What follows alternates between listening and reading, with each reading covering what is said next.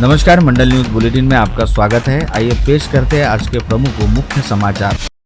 मनपा के आगामी चुनाव को ध्यान में रखते हुए आज शहर भाजपा कार्यालय में भाजपा महिला मोर्चा की शहराध्यक्ष सुधा तिवारी के नेतृत्व में सैकड़ों महिलाओं ने पार्टी में प्रवेश किया। इस समय उपस्थितों को संबोधित करते हुए पूर्व सांसद व भाजपा नेत्री नवनीत राणा ने कहा कि जो वंदे मातरम का गायक नहीं वह भारत में रहने लायक नहीं। पूर्व सांसद नवनीत राणा ने पश्चिम बंगाल में हाल ही में हुई घटनाओं का जिक्र करते हुए कहा कि वहाँ कुछ लोग बाबरी मस्जिद का निर्माण करने की बात कर रहे हैं। उन्होंने कहा कि जिस स्थान पर बाबरी मस्जिद थी वहाँ प्रधानमंत्री नरेंद्र मोदी ने भव्य श्री राम मंदिर का निर्माण करवाया। उन्होंने पश्चिम बंगाल में निलंबित तृणमूल कांग्रेस के विधायक हुमायूं कबीर को भी चेतावनी दी कि नई पीढ़ी के कार्यकर्ता क्रांति ला सकते हैं और मस्जिद के अवशेषों को हटाने के लिए सक्रिय हो सकते हैं। पूर्व सांसद नवनीत राणा ने अपने भाषण में यह भी कहा कि भारत माता की जय कहना उनका स्वाभिमान और जो नहीं इसे बोल सकता वह उनके नहीं हो सकते। उन्होंने पार्टी कार्यकर्ताओं से अपील की कि हिंदुत्व के मुद्दे पर एकजुट हो। साथ ही उन्होंने महापालिका चुनाव में महिलाओं की भूमिका को अहम बताया और कहा कि बिहार में महिलाओं की बड़ी भागीदारी ने उन्हें भारी बहुमत दिलाया था। राणा ने कहा कि अब किसी भी क्षेत्र को नजरअंदाज नहीं किया जाएगा और सभी को एकजुट होकर महापालिका चुनाव जीतने के लिए काम करना होगा। अमरावती जिले में विगत 2 दिसंबर को नगर पालिका व नगर पंचायत हेतु चुनाव करवाया गया था, परंतु इन समय पर 50% से अधिक आरक्षण वाले मामले के चलते अंजनगांव सुरजी नगर परिषद में नगराध्यक्ष एवं सभी सदस्य पदों के चुनाव स्थगित हुए थे। वहीं अचलपुर, दरियापुर व बरूड नगर परिषद तथा धारनी नगर पंचायत की कुछ सीटों पर चुनाव को स्थगित किया गया था, जहां पर आरक्षण की नई स्थिति के साथ आगामी 20 दिसंबर को चुनाव करवाया जाएगा। जिसके उपरांत जिले के सभी निकाय क्षेत्रों के लिए हुए मतदान की मतगणना 21 दिसंबर को एक साथ की जाएगी। ऐसे में आगामी 20 दिसंबर को होने जा रहे चुनाव के मद्देनजर संबंधित निकाय क्षेत्रों से चुनावी मैदान में रहने वाले प्रत्याशियों को आज संशोधित निर्वाचन कार्यक्रम के तहत चुनाव चिन्हों का वितरण निर्वाचन विभाग द्वारा किया गया। अंजनगांव सुरजी नगर परिषद के नगराध्यक्ष पद के लिए 7 तथा नगर सेवकों के लिए 173 उम्मीदवार मैदान में कायम है। इसके लिए 20 दिसंबर को मतदान तथा 21 दिसंबर को मतगणना होने वाली है। जो नगर परिषद व नगर पंचायत के न्यायालय में अपील दाखिल की थी, उस अपील पर फैसला देते हुए नगर परिषद चुनाव बाबत चुनाव आयोग के नए आदेश अनुसार सुधारित चुनाव कार्यक्रम घोषित किया गया, जिसके मुताबिक 10 दिसंबर को उम्मीदवारों को नामांकन पीछे लेने की तारीख दी गई थी। पालिका चुनाव विभाग के पास दोपहर 3 बजे तक अध्यक्ष पद के लिए और प्रभाग क्रमांक 6A और प्रभाग क्रमांक 7B से किसी ने भी नामांकन वापस न लिया रहने से चुनाव मैदान में अध्यक्ष पद के लिए 7 तथा सदस्य पद के लिए 173 उम्मीदवारों के लिए मुकाबला होने वाला है। विदर्भ के विकास की रीढ़ माने जाने वाले नागपुर और अमरावती जिलों का विकास कायापलट दोनों ही जिले में बेबुनियादी सुविधाओं के कामों को तेज गति से करने के निर्देश राजस्व मंत्री चंद्रशेखर बावनकुले ने दिए। उन्होंने स्पष्ट कहा कि यह दोनों शहर राज्यों के लिए अत्यंत महत्वपूर्ण है। यहाँ की सड़कें, पुल और सरकारी इमारतें उच्च गुणवत्ता की व समय पर पूरी होनी चाहिए। नागपुर स्थित राजस्व मंत्री कार्यालय में बुधवार 10 दिसंबर को आयोजित समीक्षा बैठक में वे बोल रहे थे। बैठक में लोक निर्माण मंत्री शिवेंद्र सिंह राजे भोसले और विभाग के वरिष्ठ अधिकारी उपस्थित थे। राज्य में भूमि राजस्व प्रक्रिया को आसान बनाने के लिए राज्य सरकार ने एक और बड़ा कदम उठाया है। अकृषक एनए अनुमति की शर्त रद्द किए जाने के बाद अब आगे की सनद लेने की शर्त भी रद्द कर दी। इस संदर्भ में महाराष्ट्र भूमि महसूल संहिता दूसरा संशोधन विधेयक 2025 राजस्व मंत्री चंद्रशेखर बावनकुले ने विधानसभा में प्रस्तुत किया। विगत कुछ दिनों से राज्य के अलग अलग रिहायशी इलाकों में बाघों व तेंदुओं द्वारा घुसकर जानो माल का बड़े पैमाने पर नुकसान किया जा रहा है, जिसे लेकर सरकार एक जिम्मेदार मंत्री द्वारा कहा गया कि सरकार की ओर से जंगल में बकरियां छोड़ी जाएगी ताकि तेंदुओं व बाघों की इंसानी बस्तियों की तरफ शिकार की तलाश में आना न पड़े। इसे लेकर अपनी प्रतिक्रिया देते हुए पूर्व राज्य मंत्री बच्चू कडू ने सरकार पर जबरदस्त तरीके से निशाना साधा और कहा कि इस सरकार की नीति जहां जाओ वहां खाओ वाली है, जिसके तहत जंगल में केवल 200 बकरियां छोड़ी जाएंगी और 1000 बकरियां छोड़ने की बात कही जाएगी, जिसके जरिए बची हुई 800 बकरियों का पैसा हड़प कर लिया जाएगा। साथ ही पूर्व मंत्री बच्चू कडू ने यह भी कहा कि जब तक किसी विधायक सांसद के घर में बाघ अथवा तेंदुआ नहीं घुसेगा तब तक सरकार को जनता की पीड़ा समझ में नहीं आएगी। विधायक निवास परिसर में किए गए हिंसक आंदोलन से संबंधित मामले की सुनवाई करते हुए नागपुर सत्र न्यायालय ने प्रहार जनशक्ति पार्टी के मुखिया तथा पूर्व राज्य मंत्री बच्चू कडू के खिलाफ गैर जमानती गिरफ्तारी वारंट जारी करते हुए उन्हें अदालत के सामने पेश करने का आदेश सीताबर्डी पुलिस को दिया है, जिसके चलते अच्छा खासा राजनीतिक हड़कंप मचा हुआ है। पूर्व राज्य मंत्री बच्चू कडू उनके कार्यकर्ताओं ने सन 2018 में गोसे खुर्द के प्रकल्पग्रस्त हेतु विधायक निवास परिसर में हिंसक आंदोलन किया था, जिसके चलते सीताबर्डी पुलिस ने बच्चू कडू सहित कुल 10 लोगों के खिलाफ एफआईआर दर्ज की थी। इस मुकदमे की सुनवाई के समय पूर्व मंत्री बच्चू कडू लगातार गैर हाजिर चल रहे थे, जिसके चलते अदालत ने बच्चू कडू को सुनवाई के समय पेश करने हेतु उनके खिलाफ गैर जमानती वारंट जारी किया है।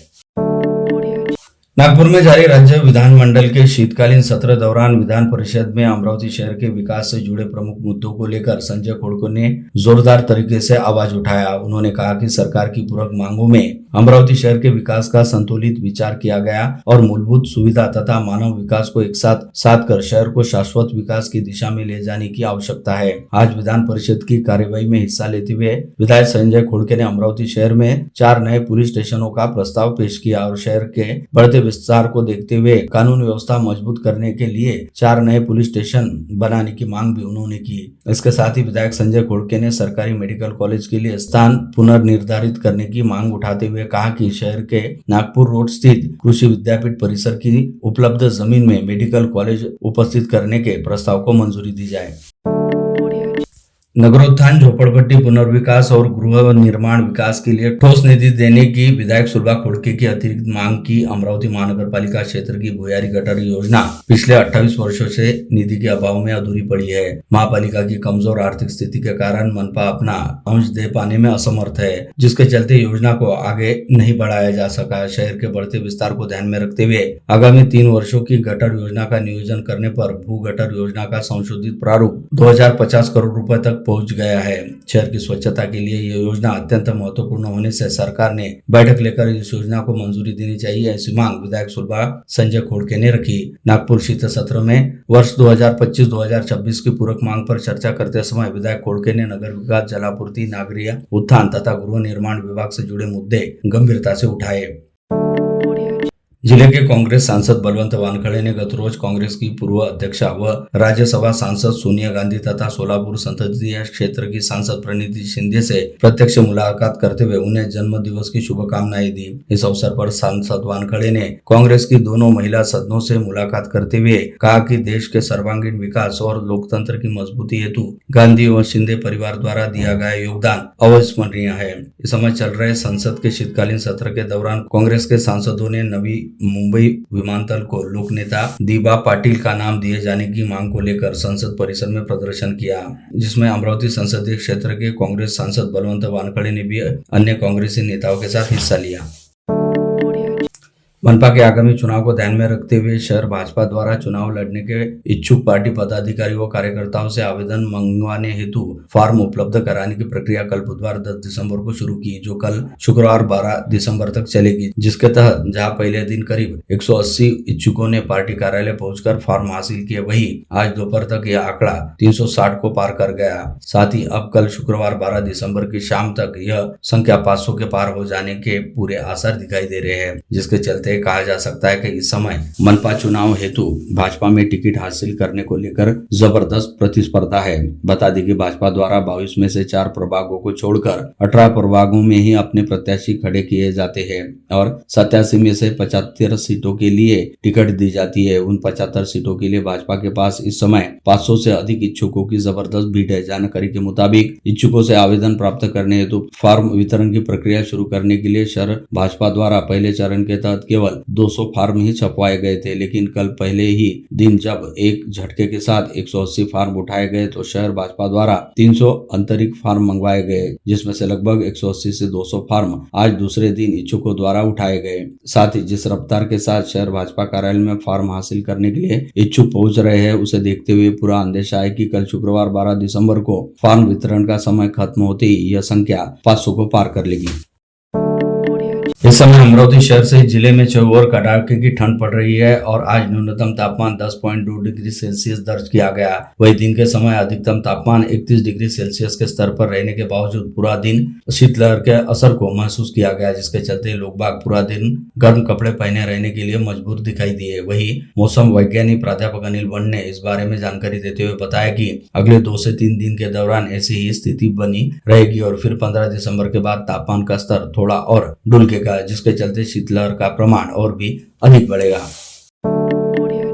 संत शिरोमणि श्री 1008 संत श्री सीतारामदास जी बाबा पुण्यतिथि महोत्सव के उपलक्ष्य में श्री गुरु कृपा सत्संग समिति और श्री एकवीरा देवी संस्थान द्वारा संयुक्त तौर पर शनिवार 20 दिसंबर से रविवार 28 दिसंबर तक श्री राम कथा महायज्ञ का आयोजन किया जा रहा है। यह आयोजन श्री एकवीरा देवी संस्थान के पीछे किया जाएगा, जिसके चलते गत रोज आयोजन स्थल का भूमि पूजन करते हुए महायज्ञ हेतु सभा मंडल के निर्माण का शुभारंभ किया गया। इस आयोजन के तहत 20 से 28 दिसंबर तक रोजाना 1 से शाम 7 बजे तक महामंडलेश्वर श्री श्री 1008 परम पूज्य मां कनकेश्वरी देवी की परम कृपा पात्र सुश्री मंगला श्री के मुखारविंद से रामकथा प्रवाहित होगी।